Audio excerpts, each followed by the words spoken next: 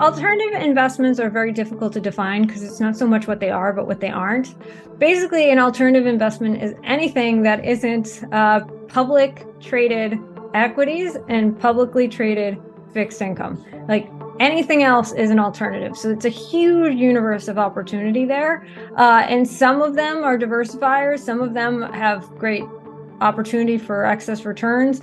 Other things that fall into alternative investments, although much harder to access for the average person, would be things like private equity, private credit, venture capital. And then there's some more esoteric things like funds that invest in wine or music rights. These are all things that fall into the alternative investment bucket.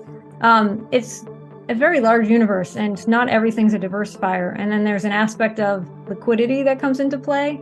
But the average person to gain benefit from investing in alternatives can do so through readily available products like ETFs and mutual funds.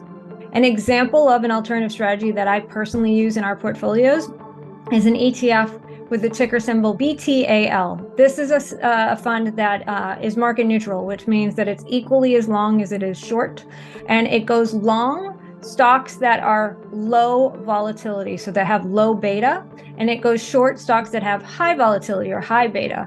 And this is a factor, beta is a factor that is persistent over time. There's a number of research studies that show that low volatility, low beta stocks outperform. As long as what you are buying performs better than what you are selling, even if they are both negative, you will still get a positive return. So this is a really different way of investing. And in times of volatility, this is a fund that actually does quite well. And in 2022, it did extremely well.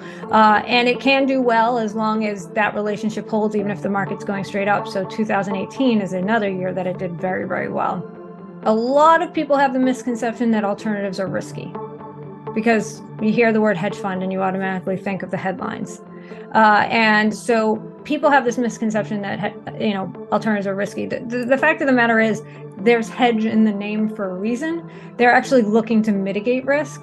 And so many times these actually are ways to further diversify our portfolio in a way to make it easier to ride through the rough spots.